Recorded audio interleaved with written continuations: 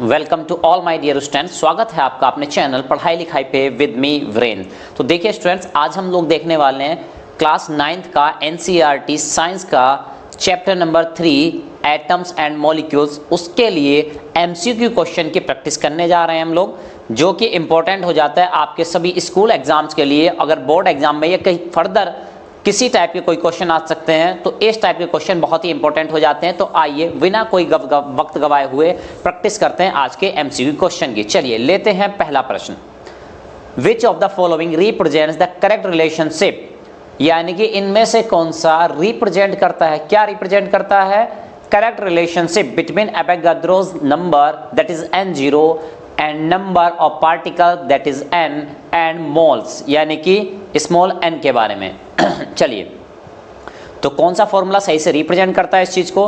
तो A option है n/n0, दूसरा है small n equal to NO या n0 डिवाइड बाई n, और तीसरा है n equal to n into n0 and n none of these. तो इस तरह से ये रहे आपके चार ऑप्शन।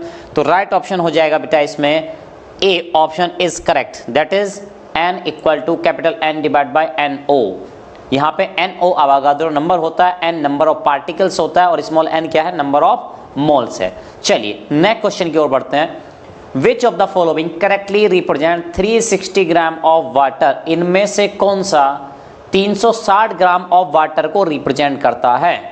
तो ध्यान रखना है 360 ग्राम ऑफ वाटर।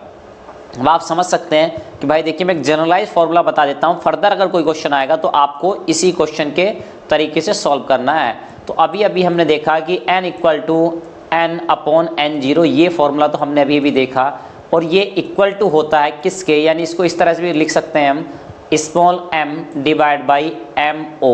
ठीक है, यहाँ पे MO जो है वो मोलर मास है और स्मॉल m क्या है, मास इन किलोग्राम। तो यहाँ पे मास इन किलोग्राम आपको दिया हुआ है क्या, 360 ग्राम। ठीक है, तो यहाँ पे मास दिया हुआ है 360 ग्राम। चलिए आगे चलते हैं। तो कह रहा है कि 2 मोल्स ऑफ वाटर।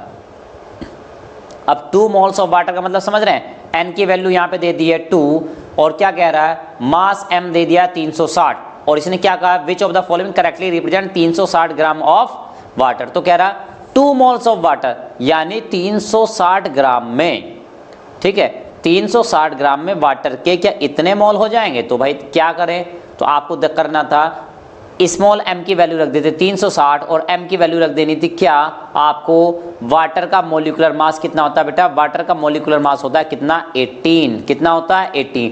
तो 360 को जब डिवाइड करेंगे किससे, 18 से, तो क्या आएगा, 20 आना चाहिए। क्या आएगा बेटा, 20। 360 को डिवाइड करेंगे, यानी स्मॉल m को डिवाइड करेंगे मोलर मास से, दैट इज 18 से, तो क्या आएगा, 20। तो भाई ये तो 2 वाला तो सही नहीं है, 20 वाला सही है, that is 20 moles of water. तो यानी एक ऑप्शन तो हमारा हो गया 2 वाला ऑप्शन सही। अब नेक्स्ट चलते हैं आगे। इसमें कह रहा है 6.022 इंटू 10 की पावर है ना, ये पावर में है ना, इसको समझिएगा कि 10 की पावर में है 23 मॉलिक्यूल्स ऑफ वाटर। कितने मॉलिक्यूल्स हैं वाटर के, 6.022 इंटू 10 की पावर 23। अब देखिए यहाँ पे, अब यानी कि वो 360 ग्राम ऑफ वाटर को, यानी इस वाले फॉर्मूले को, यानी ये वैल्यू तो आ रही है बेटा क्या, 20 आ रही है, ये वैल्यू कितनी आ रही है, 20। ठीक है, अब उसने क्या कहा है, नंबर ऑफ पार्टिकल्स दे दिए या नंबर ऑफ मोल्स दे दिए, तो नंबर ऑफ मोल्स दे दिए, तो स्मॉल n की वैल्यू निकलवाना चाह रहा है आपसे। किसकी वैल्यू, स्मॉल n की वैल्यू। कौन सी सही करेक्ट है, तो देखो भाई उसके लिए क्या करना पड़ेगा हमको, ये n की वैल्यू आपको चाहिए तो n0 को इधर लेके जाएंगे और 20 से मल्टीप्लाई कर देंगे, तो यानी कि दैट इज 20 इंटू क्या हो जाएगा, Avogadro number n0 that is 6.0, यानी इस चीज को 6.022 वाली वैल्यू को 20 से मल्टीप्लाई करेंगे तो क्या आएगा, तो ये आएगी वैल्यू, है ना। आप कैलकुलेट कर लीजिएगा, सॉल्व कर लीजिएगा, तो यही वैल्यू आने वाली है, इसलिए हो जाएगा फोर्थ ऑप्शन आल्सो करेक्ट। यानी दूसरा ऑप्शन भी सही है, फोर्थ ऑप्शन भी सही है, तो इस लिहाज से देखा जाए तो option number D is the right choice. चलिए आगे बढ़ते हैं, question number 3। The atomic symbol of silver, silver का एटॉमिक सिंबल क्या होता है? तो सिल्वर का जो एटॉमिक सिंबल होता है, सिल्वर यानी कि क्या होता है बेटा, चांदी बोलते हैं जिसको। तो ये SI यानी सिल्वर को SI से रिप्रेजेंट करते हैं, या CI से रिप्रेजेंट करते हैं, AU से या AG से। तो राइट ऑप्शन है बेटा AG। किससे रिप्रेजेंट करते हैं, AG से रिप्रेजेंट किया जाता है। चलिए next question. The chemical symbol for nitrogen gas is, nitrogen gas के लिए कौन सा सिंबल है, केमिकल सिंबल कौन सा है? तो कह रहा है कि Na नाइट्रोजन को क्या Na से रिप्रेजेंट करते हैं? जी नहीं। क्या N2 से रिप्रेजेंट करते हैं? बिल्कुल सही बात है। तो आप देख लीजिएगा यहाँ पे वर्ड यूज किया गया था नाइट्रोजन सिंबल। अगर यहाँ पे होता है नाइट्रोजन एटम तब ये वाला N सही हो जाता, लेकिन यहाँ पे था nitrogen gas, that's why N2 is correct option. चलिए question number 5, what is the chemical formula of sodium carbonate? Sodium carbonate का केमिकल फॉर्मूला क्या होता है? ये क्वेश्चन है, तो आप जान लीजिए सोडियम कार्बोनेट का केमिकल फॉर्मूला होता है क्या? Na2CO3। तो Na2CO3 कहाँ पे? Na2 वाला ऑप्शन ए की है, that is A option is correct. इस क्वेश्चन को आप सॉल्व कर सकते हैं कि भाई Na की बैलेंसी लिखी जाए, ठीक है, Na की बैलेंसी Na के नीचे, CO3 की बैलेंसी CO3 के नीचे लिखी जाए, यानी कार्बोनेट की वैल्यू यहाँ पे लिखी जाए, और इस तरह से आप क्वेश्चन को बैलेंसी क्रॉस करके तो उस तरह से भी सॉल्व कर सकते हैं, या आप याद भी कर सकते हैं Na2CO3। ओके, चलिए next question, which of the following would weight the highest? यानी इनमें से किसका वेट क्या होगा? हाईएस्ट होगा, सबसे ज्यादा वेट किसका होगा?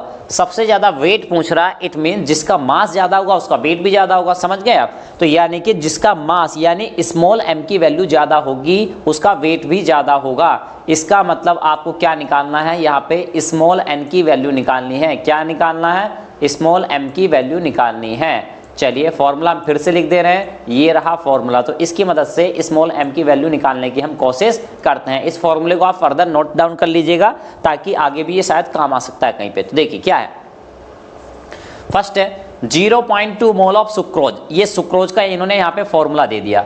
अब देखो भाई सुक्रोज का फॉर्मूला दे दिया तो उससे हम क्या निकाल सकते हैं? मोलिक्यूलर मास निकाल सकते हैं, या मोलर मास उसका हम काउंट डाउन यहाँ से कर सकते हैं। तो मैं आपको बता दूं भाई, कार्बन का होता है 12 इंटू 12 करेंगे, प्लस हाइड्रोजन का होता है 1, तो हाइड्रोजन के 22, प्लस ऑक्सीजन का 16 होता है, प्लस 11। इस तरह से अगर आप करने जाएंगे, ठीक है, इस केस में इस तरह से करने जाएंगे, और ये कितने दिए हैं? 0.2 मोल। कितने दिए हैं? यानी कि आप मोलर मास तो ले लेंगे, इतना यहाँ पे आ जाएगा, ठीक है, जो कि आ रहा है 342 अराउंड। कितना आ रहा है? ये मोलर मास, यानी इसकी m की वैल्यू आ रही है 342। कितनी आ रही है बेटा? मैं लिख के बता देता हूँ, ये आ रही है 342 इसके केस में। और जब आप m निकालेंगे तो n से मल्टीप्लाई करना पड़ेगा, और n कितना है बेटा? यहाँ पे 0.2। तो इस तरह से देखें तो इसके जो मास की वैल्यू आ जाएगी बेटा, वो आ रही है लगभग 68.4 वैल्यू। कितनी आ रही है? 68.4। पहले वाले के केस में 68.4। चलिए बाकी के केस में निकालते हैं। 2 moles of CO2, same procedure यहाँ पे भी करेंगे, यानी m के लिए हमने फॉर्मूला लगा दिया बेटा। m के लिए हमने यहाँ पे फॉर्मूला क्या अप्लाई कर दिया है? m0 into small n। क्या कर दिया है? m0 into small n। अब देखो भाई CO2 का मोलर मास क्या होता है? ये होता है 44, क्योंकि कार्बन का होता है 12 और 2 ऑक्सीजन का होता है कितना? 32 और 12 44। अब 44 को 2 से मल्टीप्लाई करेंगे, देखो तो m ये तो हो गया 44 और इसको 2 से मल्टीप्लाई करेंगे क्योंकि 2 मोल है, तो कितना आ जाएगा? ये आ जाएगा बेटा 88। तो पहले वाले से तो ज्यादा हो गया, ठीक है। तो इस वाले का कितना आ रहा है? 88। पहले वाले का कितना आया था? 68। तो यानी अभी तो इसका ज्यादा। चलिए तीसरे वाले पे चलते हैं। तीसरे वाले में क्या आएगा? 2 मोल्स ऑफ CaCO3। CaCO3 की बात करें तो Ca का हो जाएगा 40, कार्बन का हो जाएगा 12 और इसका हो जाएगा O3, 3 हो है तो हो जाएगा 48। इसका टोटल करें तो बेटा ये आ जाएगा कितना? हाँ, तो ये आ रहा है बेटा 100। इसका करें तो कितना आ जाएगा? 100 और 2 से जब मल्टीप्लाई करेंगे तो ये आ जाएगा 200। तो अभी तक तीसरे वाले का सबसे ज्यादा आ रहा है, दैट इज 200, है ना। इस तरह से आप क्या कर सकते हैं। और नेक्स्ट है 10 मोल्स ऑफ H2। तो एक H2 का कितना होता है बेटा? 18 होता है। ऑक्सीजन का 16 हो गया और 2 इस हाइड्रोजन का, ठीक है। तो कितना हो गया? 16 और 2 18। 18 को जब 10 से मल्टीप्लाई करेंगे तो कितना आ जाएगा? 180। तो इस केस में देखें सबसे ज्यादा आ रहा है third option, that is C option is correct. Next, which of the following is the correct pair of atom and its atomic symbol? यानी कि इनमें से कौन करेक्ट सिंबल रिप्रेजेंटेशन है? जैसे सल्फर की बात करें तो Sl होता है क्या? जी नहीं। पोटेशियम की बात करें तो Pt होता है क्या? बिल्कुल भी नहीं होता है, ठीक है। फास्फोरस को P से रिप्रेजेंट करते हैं क्या? हाँ बिल्कुल करते हैं। और सोडियम को SO से रिप्रेजेंट करते हैं? बिल्कुल नहीं। तो राइट चॉइस हो जाएगी 7 का C option is correct. Next question की ओर बढ़ते हैं। Which of the following has maximum atomicity? यानी सबसे ज्यादा एटोमोसिटी किसकी होती है? तो बेटा देखो एटोमोसिटी का मतलब होता है किसमें ज्यादा नंबर ऑफ एटम्स हैं। क्या है बेटा? किसमें ज्यादा नंबर ऑफ एटम्स होते हैं। तो देखो भाई हाइड्रोजन के ये हो गए 2, ऑक्सीजन का 1 है, तो टोटल कितने हो गए यहाँ पे एट नंबर ऑफ एटम, ये हो गए 3। इसकी बात करें तो इसमें हो गए 2 और इसमें ऑक्सीजन के 2 हो गए, 1 कार्बन का हो गया, ये कितना हो गया है 3 हो गया। इसमें देखिए 1 कार्बन का हो गया, 4 ऑक्सीजन के हो गए, कितने हो गए 5 हो गए हैं। तो राइट ऑप्शन क्या हो जाएगा बेटा, डी ऑप्शन इज करेक्ट। चलिए नेक्स्ट क्वेश्चन की ओर चलते हैं। The radius in meter, meter में बतानी है रेडियस की value of hydrogen atom. Hydrogen atom की रेडियस, एटॉमिक रेडियस की वैल्यू कितनी होती है मीटर में बतानी है। तो क्या है बेटा 10 टू की पावर -10, 10 टू की पावर +10, 10 टू की पावर -2, 10 टू की पावर -6। तो देखो भाई क्वेश्चन नंबर जो 9 है उसका राइट ऑप्शन हो जाएगा बेटा 10 टू की पावर -10। मीटर में बात करें तो इतना हो जाएगा, और +10 इसने जानबूझ के कंफ्यूज करने के लिए आपको दिया है ताकि आप कंफ्यूज हो जाए और जान। चलिए स्टूडेंट 10वां क्वेश्चन देखते हैं। The relative molecular mass of Na2S2O3.5.5H2O। तो देखिए इसमें दो चीज आपको ध्यान देने वाली है, ठीक है। पहली बात तो उसने आपसे पूछा रिलेटिव मोलिकुलर मास, यानी आपको AMU में या U में बताना है, ठीक है। एक पॉइंट तो ये हुआ, तो यानी कि जो ग्राम वाले हैं उनको तो हम कट आउट ही कर दे रहे हैं, ग्राम में नहीं बताना। उसने क्या पूछा था रिलेटिव मोलिकुलर मास, तो हम जो AMU में U में बताते थे वो क्या होता था AMU में हुआ करता था रिलेटिव मोलिकुलर मास। तो इन दो में से कोई एक ऑप्शन सही है। अब देखिए Na2S2O3.5H2O, इस तरह से इसकी कैलकुलेशन करेंगे तो भाई देखो क्या है, तो ये Na2 है यानी 2 × 23, सोडियम का कितना होता है बेटा 23, ये तो हो गया इसका, ठीक है। प्लस अब सल्फर की बात करें, अगर सल्फर पे है तो कितने हैं भाई 2 हैं, तो 2 × 1 सल्फर का होता है 32 है ना, तो ये हो गया। और प्लस है ना, और इसमें क्या करेंगे प्लस O3 यानी कि 3 × एक ऑक्सीजन का होता है कितना 16 होता है, इस तरह से। अब कुछ स्टूडेंट यहाँ पे ये कंफ्यूजन हो सकता है कि ये डॉट है तो सर मल्टीप्लाई कर देंगे क्या, जो है ना, तो आपको ध्यान रखना है मल्टीप्लाई नहीं होगा, यहाँ पे ऐड होगा, ठीक है। 5H2 और हम जानते हैं कि भाई एक H2 का कितना होता है 18 होता है। इस तरह से आप ऐड करेंगे तो बेटा ये आ जाएगा कितना, आई थिंक दिस इज 248। तो AMU, इस तरह से सी ऑप्शन इज करेक्ट हो जाएगा। रिलेटिव मोलिकुलर मास पूछे तब ये हो जाएगा, ठीक है। चलिए next question. Compounds composed of metals and non metals contain, compound जो होते हैं जो कि मेटल्स और नॉन मेटल के बने होते हैं, यानी उनमें से एक मेटल होगा एक नॉन मेटल होगा, ऐसे कंपाउंड, ठीक है, उनके बारे में बात कर रहा है। तो कह रहा है कि वो क्या होंगे नॉन चार्ज स्पीसीज, उन पे कोई चार्ज नहीं होगा, चार्ज स्पीसीज उन पे चार्ज होगा, बोथ ऑफ देम यानी चार्ज भी हो सकते हैं और नॉन चार्ज भी हो सकते हैं, नन ऑफ देम यानी इनमें से कोई सी भी बात सही नहीं है भाई। तो चलिए क्या हो जाएगा 11 का हो जाएगा बी चार्ज स्पीसीज। आप ध्यान दीजिए ये जो मेटल होती है और नॉन मेटल होती है तो डिफाइन ही इस बेसिस पे की जाती हैं कि जो इलेक्ट्रॉन देने की कैपेबिलिटी रखें और खुद हो जाए पॉजिटिव, उन पे पॉजिटिव चार्ज आ जाए, ठीक है, इलेक्ट्रॉन का त्याग करने देकर वो ले लेती है पॉजिटिव चार्ज, तो उन्हीं को कहा जाता है मेटल, ठीक है। और जो इसका अपोजिट करती है उनको कहते हैं नॉन मेटल। तो ये हो जाएगा बेटा चार्ज स्पीसीज, 11 का B option is correct. Next, what mass of carbon dioxide will contain this molecule, यानी कार्बन डाइऑक्साइड से हमें पता चल रहा है कि उसका मॉलिक्यूलर मास कितना है बेटा 44 कार्बन डाइऑक्साइड का, ठीक है, निकाल लीजिएगा आप, ठीक। और ये क्या दिया है नंबर ऑफ मॉलिक्यूल्स दिए हैं, तो ये बेटा ये तो बात हो गई किसकी, ये बात हो गई M0 की, ठीक है, ये कितना हो गया 44। और ये क्या दिया है इसने हमें, इसने दे दिया number of molecule, that is ये n की वैल्यू दे दी है इतनी, है ना, n की वैल्यू कितनी दे दी है इतनी। अब क्या पूछ रहा है what mass of carbon dioxide will contain, तो कार्बन डाइऑक्साइड का मास पूछ रहा है यानी स्मॉल m की वैल्यू पूछ रहा है, तो स्मॉल n की वैल्यू हो जाएगी बेटा N/N0 इंटू MO, ठीक है। यहाँ पे N0 की जो वैल्यू है वो आवागाद्रो नंबर आप रखेंगे और मॉलिक्यूलर मास की जगह, मोलर मास की जगह रखेंगे आप 42, और यहाँ से और n की वैल्यू कितनी है 3.011 इंटू 10⁻23। जब आप इस वैल्यू को कैलकुलेट करेंगे तो इन्हीं में से कोई एक ऑप्शन आपका आएगा, और हम जानते हैं कि भाई कौन सा आने वाला है, तो आप लोग इसको वीडियो को पॉज करके और अपना आंसर कैलकुलेट कर लीजिएगा, तब इस क्वेश्चन को आगे फॉरवर्ड कीजिएगा। चलिए तो मैं आंसर बता दे रहा हूं क्या आंसर यहाँ पे आने वाला है, तो 12 का हो जाएगा option B, that is 22 gram is right option. चलिए आगे चलते हैं 13 question. In ammonia nitrogen and hydrogen are in the ratio of, और ये किससे पूछा, बाय मास।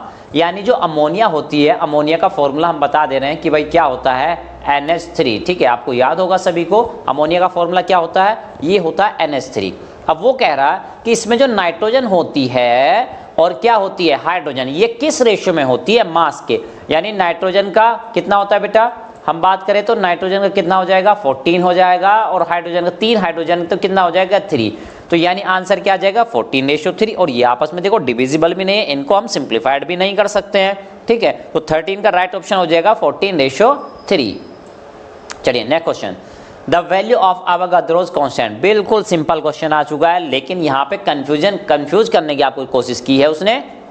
देखो क्या कह रहा है, 6.022 इंटू 10⁻23, ये ऑप्शन सही है। देखो इसने क्या किया, कहीं पे माइनस लगाने की कोशिश की है ना, इस तरह से कोशिश की कहीं पे। ठीक है, 6.09 10⁻24 इस तरह से। तो राइट ऑप्शन हो जाएगा बेटा सी, 14 का सी ऑप्शन इज करेक्ट। ये तो सभी को याद होगा आसान से।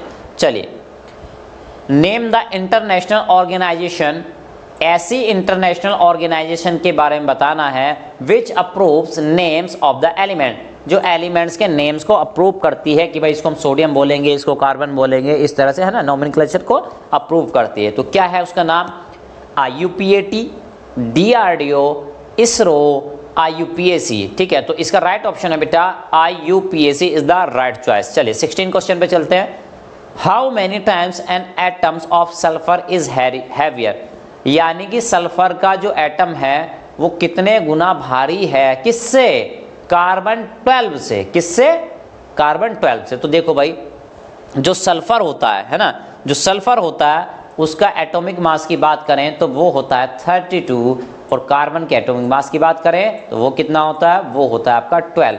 तो इसको हम क्या सिंप्लीफाइड कर सकते हैं, बिल्कुल कर सकते हैं। 4 से डिविजिबल है तो कितना आ जाएगा, 8 टाइम्स कट जाएगा। ये कितने टाइम्स जाएगा, आई थिंक 3 टाइम्स। तो कितना आ जाएगा बेटा, 8/3।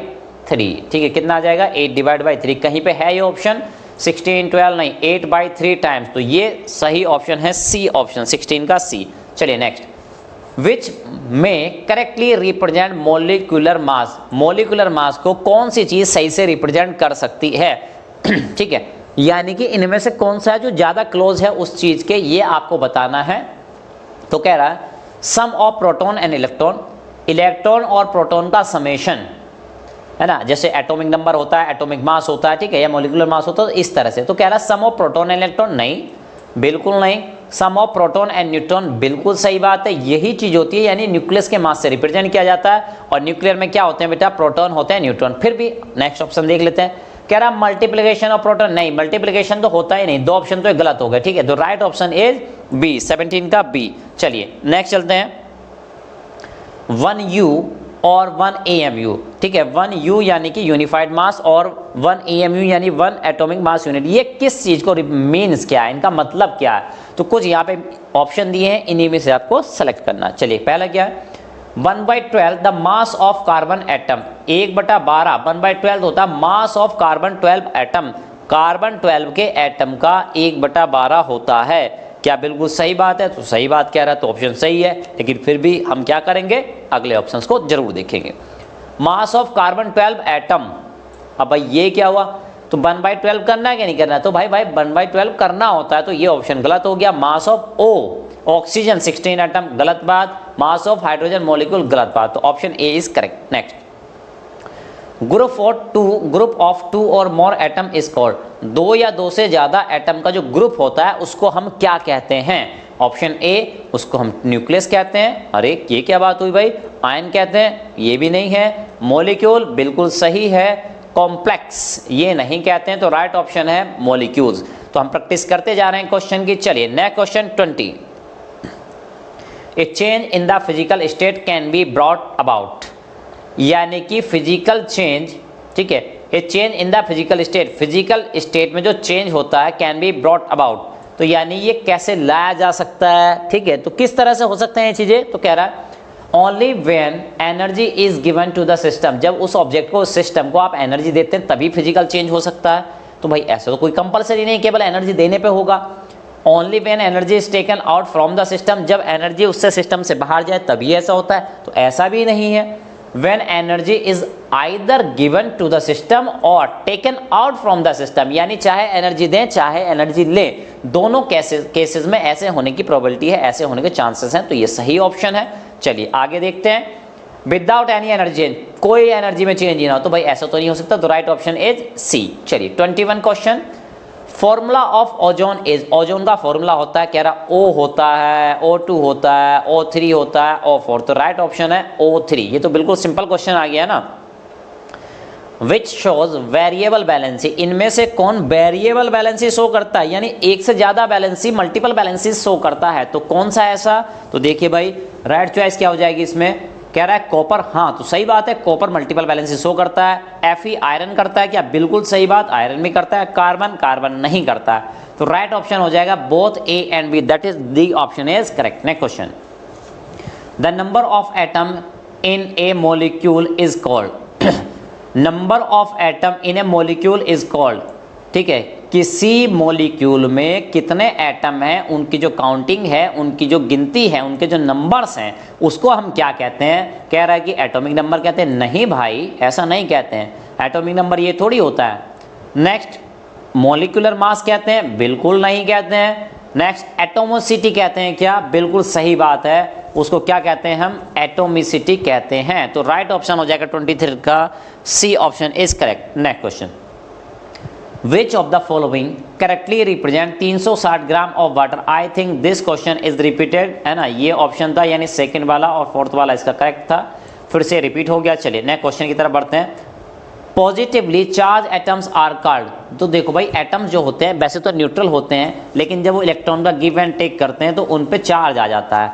अब ये चार्ज एटम्स जो होते हैं वो क्या कहलाते हैं, और कौन से पॉजिटिवली चार्ज एटम्स को हम क्या कहते हैं, कह रहा मॉलिक्यूल कहते हैं, बिल्कुल नहीं। एनायन क्या कहते हैं, क्या नहीं भाई, कैटायन कहते हैं, बिल्कुल सही, तो आप समझ जाइएगा पॉजिटिवली चार्ज एटम को हम कहते हैं कैटायन, ठीक है, और निगेटिवली चार्ज को क्या कहते हैं, एनायन। अब भाई जिसको याद ना हो तो ध्यान रखिएगा, कैटायन, ठीक है, कैट मीन्स बिल्ली, बिल्ली को आप पॉजिटिव समझते हैं ऐसा समझ लो, या भैया कैटरीना कैफ समझ लो, कैटरीना कैफ को, है ना, जिन जिनको अच्छी लगती है भाई वो पॉजिटिव समझ लो कि हाँ भाई ये चीज़ पॉजिटिव है। कुल मिला के बेटा मकसद है कि आपको किसी भी तरह से ये चीज़ें याद हो जाएं। चलिए next question, the full form of IUPAC is, IUPAC की फुल फॉर्म क्या होती है, तो देखो भाई बहुत सारे ऑप्शन दिए और एक जैसे मिलते जुलते, यानी एक एक वर्ड में डिफरेंशिएट करना आना चाहिए, यानी एग्जैक्ट आपको एक एक चीज पता हो, इस पॉइंट पे ज्यादा जोर दिया गया है।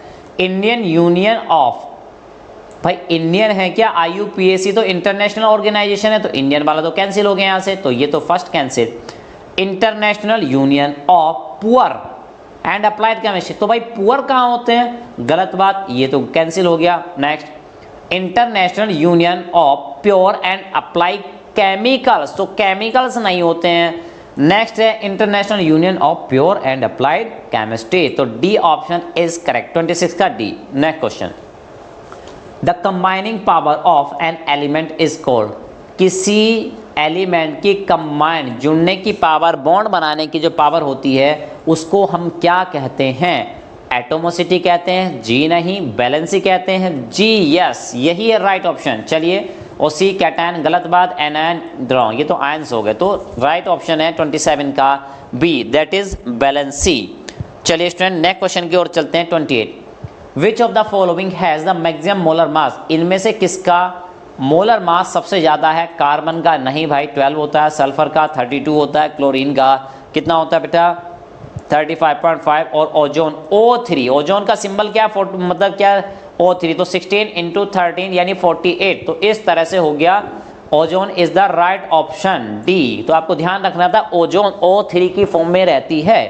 चलिए next question, protium isotopes of hydrogen, protium जो कि आइसोटॉप्स है हाइड्रोजन का, ठीक है, ये ध्यान रखना है। हैव नंबर ऑफ न्यूट्रॉन्स, उसके पास कितने नंबर ऑफ इलेक्ट्रॉन्स होते हैं, ठीक है, न्यूट्रॉन सॉरी, तो देखो भाई ये फॉर्मूला होता है प्रोटियम का, मैं रिप्रेजेंट कर देता हूँ 1H1, इसको हम कहते हैं प्रोटियम। अब ये जो संख्या होती है यहाँ पे नीचे क्वांटिटी होती है, ये दिखाती है नंबर ऑफ प्रोटॉन को, किसको दिखाती है, नंबर ऑफ प्रोटॉन को, और ऊपर वाली जो क्वांटिटी होती है बेटा वो दिखाती है number of neutron plus proton को। अब देखो भाई जब प्रोटॉन की वैल्यू है 1 तो यहाँ पे अगर 1 रख देंगे, ठीक है, 1 से 1 कैंसिल, तो न्यूट्रॉन की वैल्यू कितनी आ जाएगी 0, यानी उसके पास 0 न्यूट्रॉन होता है, कोई भी न्यूट्रॉन नहीं होता है। चलिए next, the atomicity of Na2SO3, Na2SO3 की एटोमिसिटी क्या है, यानी कि आपको काउंट करने हैं टोटल कितने एटम्स हैं। तो देखो Na2 सोडियम के 2 हो गए, ऑक्सीजन के 3 हो गए 5, और एक सल्फर का हो गया 6। तो कहाँ है right option 6, this is the right option. Next, Which of the following is the major drawback of Dalton's atomic theory? Dalton की एटॉमिक थ्योरी का सबसे बड़ा ड्रॉबैक पॉइंट यानी कि लूप होल कह लीजिए या ब्लंडर कह लीजिए क्या था। तो ये है ऑप्शन, इन्हीं में से बताना है आपको। Atoms of an element have exactly the same mass, यानी किसी एलिमेंट के जो एटम्स होते हैं उनके सभी के मास क्या होते हैं, सेम सेम होते हैं। बिल्कुल सही बात है। Atoms are individual, atoms indivisible होते हैं, गलत बात, ठीक है। उसने क्या कहा था, which of the following is the major drawback, तो यही है सबसे बड़ा ड्रॉबैक एटम का, ठीक है, किसका, डाल्टन्स की एटॉमिक थ्योरी का। तो यानी अर्थात फिर भी पढ़ लेते हैं, atoms of different elements have different masses, different elements के जो एटम्स होते हैं उनका मास डिफरेंट डिफरेंट हो सकता है, कोई हल्का कोई भारी हो सकता है। तो ऑल ऑफ दिस तो होगा नहीं, तो राइट ऑप्शन हो जाएगा बेटा 31 का second is the right choice. Next question की ओर मूव करते हैं भाई। अब ऑर्गन इज, ऑर्गन जो गैस होती है ना, आर्गन की बात कर रहा है, उसके एटम की बात कर रहा है गैस के, तो कैसी होती है, कह रहा मोनो एटॉमिक होती है, डाई एटॉमिक होती है, टेट्रा एटॉमिक होती है, पॉली एटॉमिक होती है। राइट ऑप्शन है बेटा मोनो एटॉमिक। आर्गन जो गैस होती है वो होती है आपकी mono atomic, that is A option is correct. चलिए next question, who coined the term paramanu, ये टर्म किसने कॉइन किया था, सबसे पहले ये शब्द किसने दिया था, एक नाम किसने उछाला था, परमाणु, for the smallest individual particles, किसने, तो ऑप्शन ये है बेटा ल्यूसीपियस, और ठीक है, स्पेलिंग शायद इधर उधर हो गई है, आप लोग मैनेज कर लीजिएगा, L Lavoisier, okay, Kanad and none of them.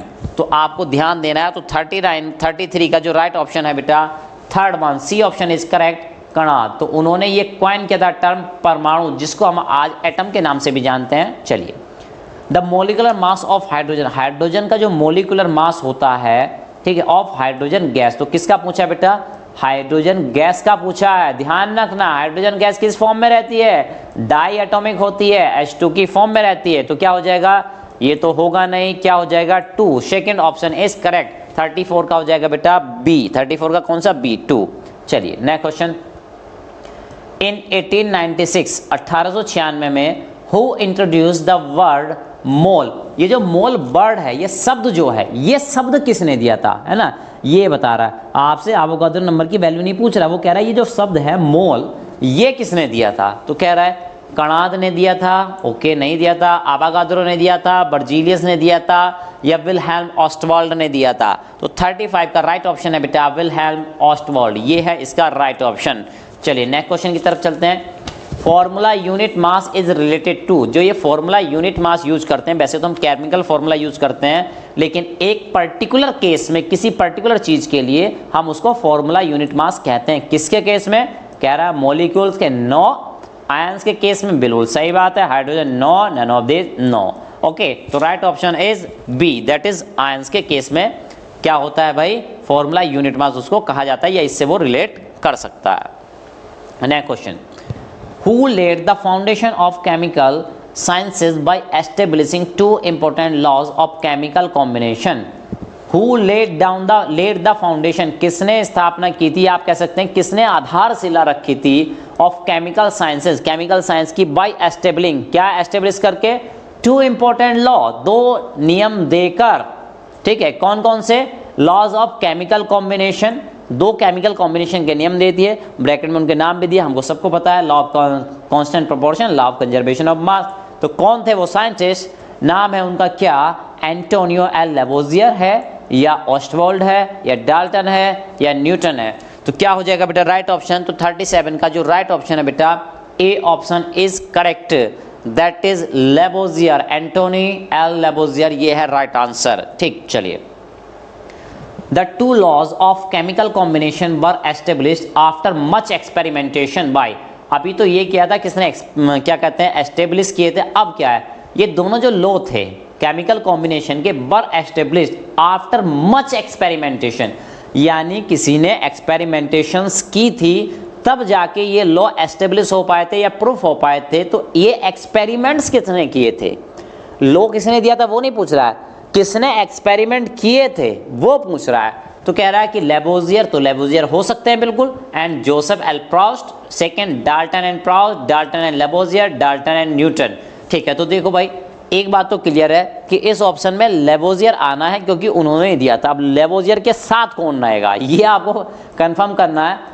तो भाई डाल्टन जो है ये डाल्टन न्यूटन नहीं होंगे, डाल्टन प्रॉस्ट नहीं होंगे, यानी लेबोजियर जोसेफ हो सकता है, डाल्टन लेबोजियर हो सकते हैं। तो इसका राइट ऑप्शन होगा 38 का लेबोजियर एंड प्रॉस्ट। कौन सा option, A option is correct. Next, Dalton's atomic theory provided an explanation. Dalton की जो एटॉमिक थ्योरी थी वो किसके लिए एक्सप्लेनेशन प्रोवाइड कराती थी, यानी किसका सही से विवरण करती थी, किसको सही से एक्सप्लेन करती थी, किसको करती थी।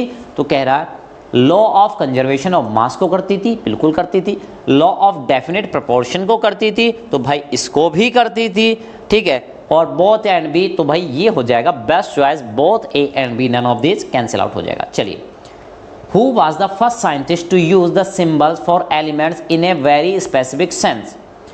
वो साइंटिस्ट कौन था, उसका नाम बताइए जिसने सिंबल्स फॉर एलिमेंट्स को वेरी स्पेसिफिक सेंस में किया, यानी कि उनसे पहले बहुत अटेम्प्ट हुए थे लेकिन सबसे ज़्यादा सेंसिटिव या आप कह सकते हैं सबसे ज़्यादा स्पेसिफिक किसको माना गया कि हाँ भाई अब से मान सकते हैं, बाकी तो ऐसी फर्जीवाड़ा है ना, बाकी तो सब ऐसी कोशिश कर रहे थे लेकिन कोई अच्छा सा रिजल्ट नहीं निकल के आया। तो कौन थे वो scientist, Lavoisier, Dalton, Proust and Newton. तो राइट ऑप्शन हो जाएगा बेटा 40 का बी, दैट इज डाल्टन। ठीक है, क्या हो जाएगा, डाल्टन। तो उन्होंने आपको पता है कि सिंबल विम्बल दिए थे इन्होंने, ऐसे ऑक्सीजन का ओ दे दिया था, ठीक है, और कॉपर का दिया था, ऐसे सी बना दिया, तो इस टाइप के सिंबल जो दिए हैं। नेक्स्ट, हु सजेस्टेड, किसने सजेस्ट किया था that the symbols of elements be made from 1 और 2 लेटर्स। सिंबल जो हैं एलिमेंट्स के वो 1 या 2 लेटर से बनाए जा सकते हैं, of the name of the element, उनके एलिमेंट के जो नाम है उसका पहला और दूसरा लेटर आप ले लीजिए। ये किसने कहा था, क्या डाल्टन ने कहा था, जी नहीं। क्या कणाद ने कहा था, जी नहीं। प्राउस्ट ने कहा था, जी नहीं। तो राइट ऑप्शन है वर्जीलियस। किसने कहा था, 41 का Berzelius is the right option. Next, the most remarkable concept that Dalton's atomic theory proposed was that, यानी कि आपको बताना है कि डाल्टन ने अपनी एटॉमिक थ्योरी में सबसे अच्छा बढ़िया काम क्या किया था, रिमार्केबल कॉन्सेप्ट कौन सा बताया था। तो कह रहा एटॉमिक नंबर के बारे में बताया था, एटॉमिक मास के बारे में बताया था, एटॉमिक रेडियस के बारे में बताया था, या एटॉमिक स्फीयर के बारे में उसने बात बताया था। तो राइट ऑप्शन है बेटा 42 का B, that is atomic mass के बारे में बहुत सही से एक्सप्लेनेशन या रिमार्केबल वर्क उन्होंने किया था। Next, A molecule is in general A group of 2 और मोर एटम्स। कह रहा है कि एक मॉलिक्यूल जो होता है इन जनरल सेंस में बात करें तो एक्सेप्शन तो कुछ भी हो सकता है, ठीक है, लेकिन ए मॉलिक्यूल की बात करें जनरल ग्रुप में तो क्या होता है, इज ए ग्रुप ऑफ 2 और मोर एटम्स दैट आर, वो एटम्स कैसे होने चाहिए, कह रहा फिजिकली बॉन्डेड, यानी आपस में फिजिकली जुड़े हों बस। कह रहा केमिकली बॉन्डेड, केमिकली जुड़े होने चाहिए, okay, not bonded in any manner, वो जुड़े ही नहीं होने चाहिए। वो कह रहा बॉन्डेड विद ग्रेविटेशनल फोर्स, तो गलत हो जाएगा बेटा। तो राइट ऑप्शन हो जाएगा केमिकली बॉन्डेड। कैसे जुड़ा होना चाहिए उनको, केमिकली बॉन्डेड। चलिए 44, टू फॉर्म ए मॉलिक्यूल, एक मॉलिक्यूल को फॉर्म करने के लिए, बनाने के लिए, ठीक है, कह रहा only atoms of same element join, atoms के जो मॉलिक्यूल्स हैं, sorry only atoms of same element, एक ही एटम एलिमेंट के एटम ज्वाइन करते हैं मॉलिक्यूल बनाने के लिए। तो बिल्कुल भाई ये देखो करते हैं, है ना, ये हाइड्रोजन है, हाइड्रोजन के 2 हो गए तो हाइड्रोजन गैस बन गई। तो यार वो तो सही है, हाइड्रोजन के करते हैं, लेकिन कह रहा only atoms of same element. तो भाई ऐसा है क्या, जी नहीं, ऐसा बिल्कुल भी नहीं है। क्या ऐसा है, चलिए देखते हैं, पहले सारे एटम पढ़ लेते हैं। Only atoms of different element join, कह रहा कि केवल और केवल डिफरेंट के मिलेंगे, यानी कि जैसे हम CO2 बनाने लगे तो भाई CO2 में क्या होता है, CO2 यानी कार्बन का मिला और ऑक्सीजन के 2 मिल गए। तो भाई देखो यहाँ सेम सेम के जुड़ना है या डिफरेंट डिफरेंट के, कार्बन के एटम्स इसके हैं, ऑक्सीजन के, तो ऐसा है क्या, एटम्स ऑफ सेम और डिफरेंट एलिमेंट्स कैन ज्वाइन। तो भाई दोनों ऑप्शन सही हो जाएंगे, that is C option is correct, none of this वाला कैंसिल आउट हो जाएगा। चलिए 45, a group of atoms carrying a charge is known as. Atoms का एक ऐसा ग्रुप जिन पर चार्ज होता है, जैसे कि मैं बात करूं OH माइनस की, हाइड्रोक्साइड आयन हो गया, ये OH माइनस आयन की बात करूं, ठीक है इसको, तो ये क्या है, ये पूरा एक ग्रुप है एटम्स का जिनके ऊपर चार्ज है। तो इनको हम किस नाम से जानते हैं भाई? कह रहा पॉली एटॉमिक आयन, बिल्कुल जानते हैं। पॉजिटिव आयन गलत बात, निगेटिव आयन गलत बात, नन ऑफ दिस गलत बात। तो 45 का हो जाएगा बेटा A option is correct. Next, the symbolic representation of the composition of a compound is known as. कह रहा कि किसी सिंबल से रिप्रेजेंट करते हैं किसको? कंपोजिशन ऑफ कंपाउंड, कंपाउंड की क्या कंपोजिशन है, यानी उसमें कौन कौन से एटम्स हैं। तो इस चीज को हम कहते क्या हैं? कह रहा कि मॉलिक्यूल्स कहते हैं, केमिकल फॉर्मूला कहते हैं, बैलेंसी कहते हैं, एटोमिसिटी कहते हैं। तो राइट ऑप्शन है बेटा बी, 46 का B, that is chemical formula. Question है the dot dot dot of the atom of an element can be thought of as hands of arms of the atom. यानी atoms के hands और arm, इनमें से किस चीज को कहा जा सकता है? कह रहा है एटोमोसिटी को, कह रहा है बैलेंसी को कह सकते हैं, मास को कह सकते हैं, केमिकल फॉर्मूला को, ठीक है। यानी एटम्स के हैंड्स एंड आर्म्स, आप इनमें से किसको कह सकते हैं? तो एटोमोसिटी, बैलेंसी, मास, केमिकल फॉर्मूला। तो 47 का राइट ऑप्शन है बेटा बी ऑप्शन बैलेंसी। यानी जो बैलेंसी होती है, यानी उनकी बॉन्ड बनाने की एबिलिटी है। भाई जितने हाथ पैर होंगे किसी दूसरे के संपर्क में उतना आ सकते हैं, जुड़ सकते हैं उतना, है ना। तो valency is the right option. चलिए, which is not a correct rule to write a chemical formula of a compound. कह रहा है इनमें से कौन सा सही रूल नहीं है केमिकल फॉर्मूला लिखने का। तो केमिकल फॉर्मूला हम जिस तरीके से लिखते थे उनमें से बताओ कि भाई कौन सा सही वाला नहीं है, कोई सही तरीका नहीं है इनमें से। यानी कोई 3 सही मेथड्स हैं और कोई एक नहीं है। तो कौन सा है बेटा वो? देखो भाई क्या है पहला ऑप्शन, द बैलेंसीज और charge of an ion must balance. यानी चार्ज जो है, बैलेंसी जो है, वो सभी की सभी बैलेंस हो जानी चाहिए। तो सही बात है भाई, ये सही रूल बताया गया है फॉर्मूला लिखने के लिए। तो ये तो नहीं हो सकता। तो उसने क्या पूछा था? नॉट ए करेक्ट, है ना, कौन सा सही नहीं है ये पूछा था। दूसरा, द नेम और symbol of the metal is written first. जो नाम होता है या सिंबल होता है मेटल का पहले लिखना चाहिए और नॉन मेटल का बाद में लिखना चाहिए। बिल्कुल सही बात है, सेकेंड रूल ऑल्सो करेक्ट। चलिए next, in compounds formed with the polyatomic ion, the number of ions present in the compound is indicated by enclosing the formula of ion in a bracket। तो कह रहा है कि भाई ऐसा case में, ऐसा कंपाउंड जिसमें क्या हो, ग्रुप ऑफ एटम्स, यानी कि ग्रुप ऑफ चार्ज एटम, जिसको हम पॉली एटॉमिक आयन कहते हैं, अगर ऐसा कोई केस है तो वो group of poly atomic ion जो है, पॉली एटॉमिक आयन जो है, उसको ब्रैकेट में लिखना चाहिए हमें। बिल्कुल सही बात है ये भी। Next, the element which has least atomic mass. कह रहा है कि ऐसा एलिमेंट जिसका मास कम हो, यानी कोई कंपाउंड बनना है, सपोज दैट उसमें क्या है, 2 एटम्स है ना, क्या है उसमें 2 एटम्स हैं, एक है ए एक है बी। तो कह रहा है कि पहले ए को लिखें कि पहले बी को लिखें। तो कह रहा है कि जिसका एटॉमिक मास कम हो उसको पहले लिख दो। तो भाई ये तो कोई रूल नहीं है, कहीं भी नहीं बताया गया। तो राइट ऑप्शन कौन सा हो जाएगा बेटा? डी ऑप्शन इज करेक्ट, ठीक है। तो यही गलत है, हमें गलत वाला ही फाइंड आउट करना था। 49, द मोल सिंबल, मोल जो मोल होता है उसका सिंबल होता है, यानी जब उसको लिखते हैं तो ऐसे लिखते हैं MOL, है ना। ये सिंबॉलिक रिप्रेजेंटेशन, यानी सिंबल हो गया मोल का, ये है ना। यानी मोल जब लिखते हैं उसका सिंबल रिप्रेजेंट करते हैं तो मोल MOL लिख देते हैं, ठीक। इज वो है क्या? Unit of amount of substance, ठीक है। वो यूनिट है अमाउंट ऑफ सब्सटेंस की, किसकी? तो भाई ये किस टाइप की यूनिट है? क्या ये CGS यूनिट है? यानी अमाउंट ऑफ सब्सटेंस, यानी क्वांटिटी ऑफ सब्सटेंस, ठीक है, उसको हम मोल से रिप्रेजेंट करते हैं। और ये जो मोल है उसको MOL जो लिखते हैं, ये जो जैसे हम कहें बात करें किलोग्राम लिखते हैं, सेंटीमीटर, किलोग्राम को KG लिखते हैं, सेंटीमीटर को CM लिखते हैं, जैसे मोल को मोल लिखते हैं। तो ये किस टाइप की यूनिट है? क्वांटिटी मेजर करने की, अमाउंट नापने की। क्या ये CGS यूनिट है? क्या ये SI यूनिट है? क्या ये बोथ है? तो राइट ऑप्शन हो जाएगा बेटा, ये तो गलत है, second option B option is correct, that is it is an SI unit. क्या हो जाएगी बेटा? SI unit. Next last question, the term moles stand for. ये जो टर्म है मोल्स, इसका मीनिंग क्या है? अब बेटा आपको ध्यान देना, ये जो मोल है ना, इस वर्ड का मीनिंग पूछना चाह रहा है आपसे, ठीक है। इसकी वैल्यू नहीं पूछ रहा है। क्या ये जो मोल्स है, इस मोल्स का मीनिंग क्या होता है, वर्ड का मीनिंग क्या होता है? तो देखो भाई, कह रहा मॉलिक्यूल होता है, इंडिविजिबल होता है, हीप और पाइल। हीप और पाइल मतलब गुच्छा कह लो या छत्ता कह लो, इस तरह से, नन ऑफ दिस। तो राइट ऑप्शन है बेटा सी दैट इज हीप और पाइल।